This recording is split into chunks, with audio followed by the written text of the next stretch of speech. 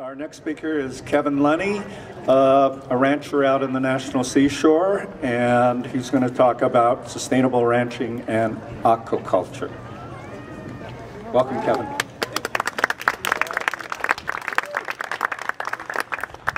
So this is a Marin County's rancher's perspective on climate change and what we can do and how important how we do it is to climate change and how we can't do it without you. I saw a lot of your faces at the farmers market today. That's a huge step. We all understand how local food in our homes can make a giant difference in greenhouse gas production from moving food all over. But specifically to Marin, our agriculture in Marin is 99% grass-based agriculture. We produce a lot of beef and we produce a lot of milk.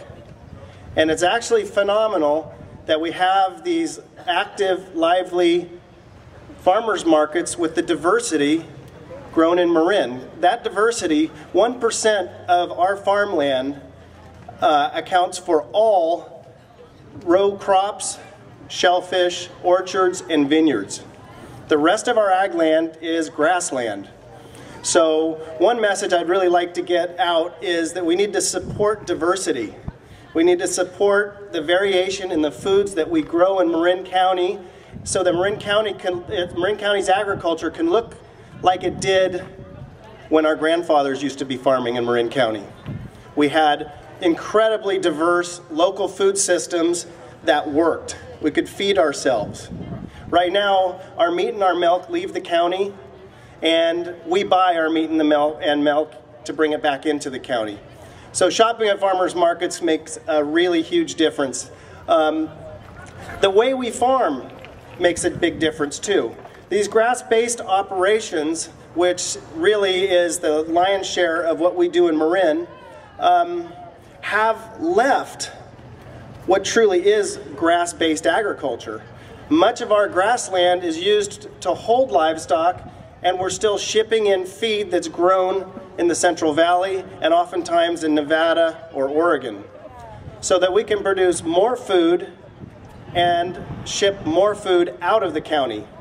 When we look closely at the economics of that, even aside from the obvious climate effects, if we look at personally the economics of that, as we're reaching peak oil and what's going to happen without our choice when fuel costs become impossible to import that feed, then we're going to have to be forced to react and look for another way to keep agriculture alive, or we lose local agriculture.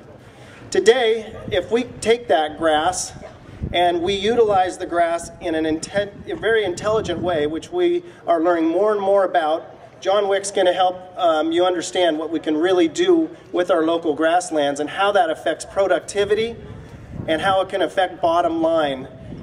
It's a win-win situation if we can support local grass-based agriculture and grass-based products. Ask the farmer that you're buying the food from, did they import grain to feed these animals, or was this grown on our local resources that God gave us? It makes a huge difference. Less than 10% of the population of Marin County ever steps foot in a farmer's market. It can be a huge change to local agriculture and a real powerful change that can allow us to provide local infrastructure for processing, which we don't have now. There are certain products we can't even do locally anymore because we don't have processing. If we have a larger local demand, then entrepreneurs will look at that as an opportunity for local business.